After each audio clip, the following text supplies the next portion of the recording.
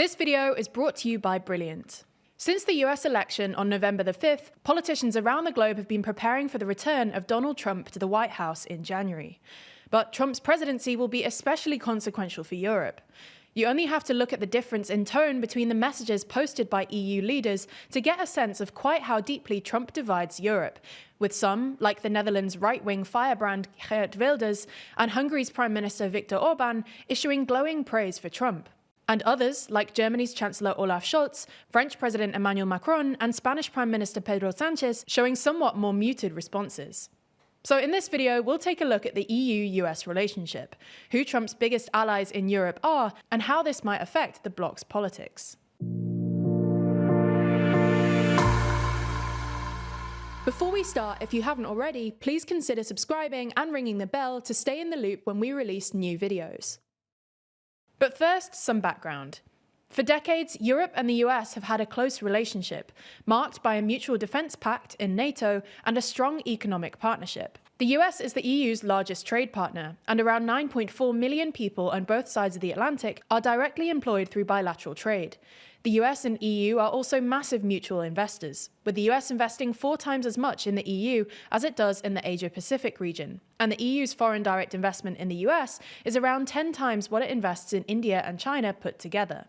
However, in the run-up to the 2024 US election, some journalists began discussing whether the US-EU relationship was now defunct, with the transatlantic heyday of the 1990s now well behind us. For context, since at least the Obama administration, the US has been pivoting towards the Asia-Pacific. This is partly for economic reasons, as Asia is expected to account for most of the world's economic growth in the coming decades, and China actually overtook the EU in 2020 as the US's largest trade partner for goods, but also for geopolitical reasons, as the US tries to contain China. This has led to what Nicolas Vinocourt at Politico calls the downgrading of Europe in the minds of US policymakers, particularly Republicans, which Trump has taken to a whole new level.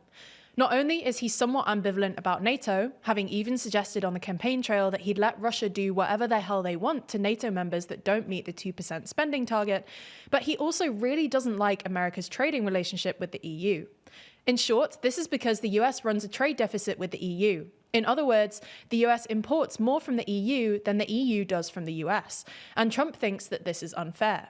In a Bloomberg interview, he claimed that, quote, "We love Scotland and Germany, but once you get past that, the EU treat us violently. And the European Union, nobody thinks this. It's like China." This means that, in general, Trump isn't the most popular guy in Brussels.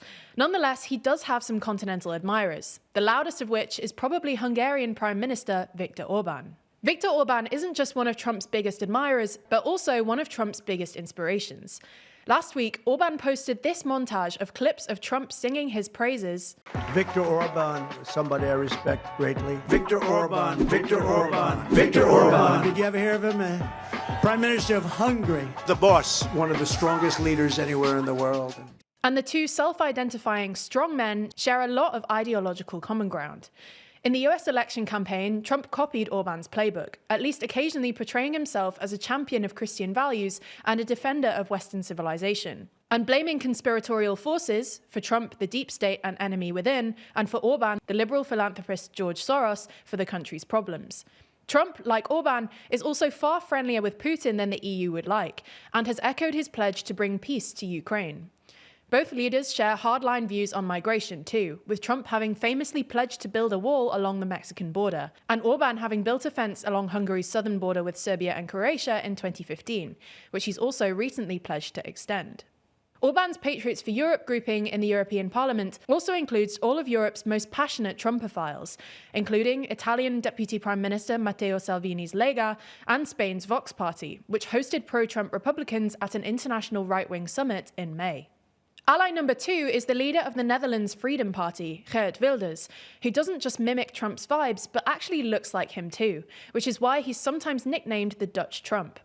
Wilders' ex-post after Trump's victory was arguably the most enthusiastic in Europe, accompanied by a grinning selfie in a MAGA cap. Like Trump, Wilders has taken a hard line on immigration, and in September his coalition announced what they described as the strictest asylum policy ever.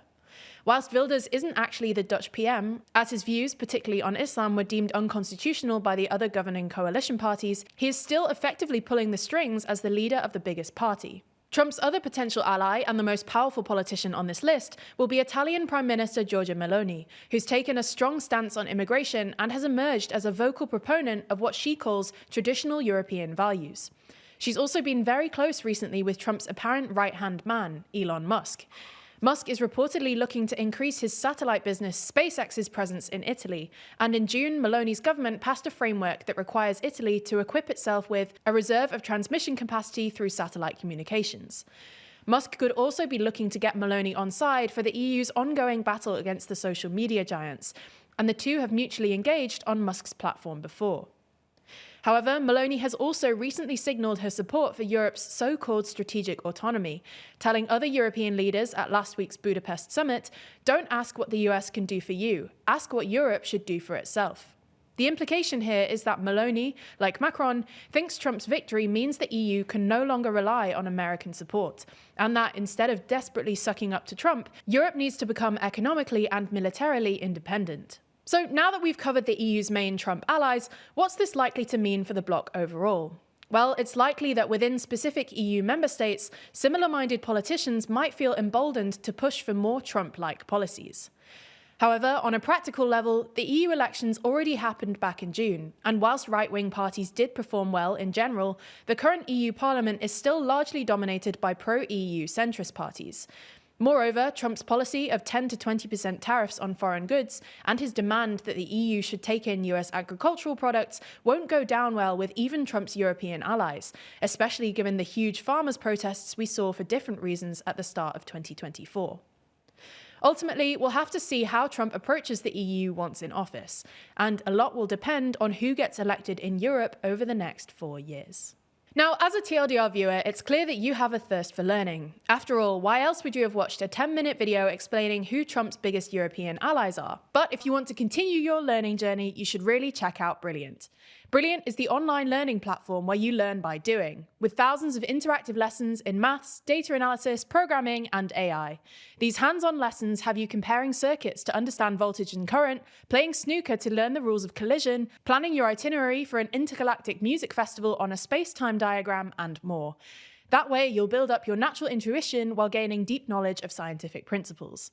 In fact, Brilliant actually recently launched tons of new data science content, all of which uses real-world data to help you see trends and make better informed decisions. And don't worry, you don't need to be a world-renowned scientist to understand these courses either. Brilliant's courses are designed for learners of any level.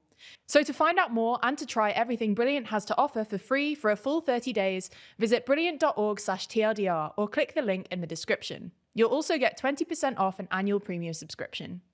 Thanks for your support, and thanks to Brilliant for sponsoring this video.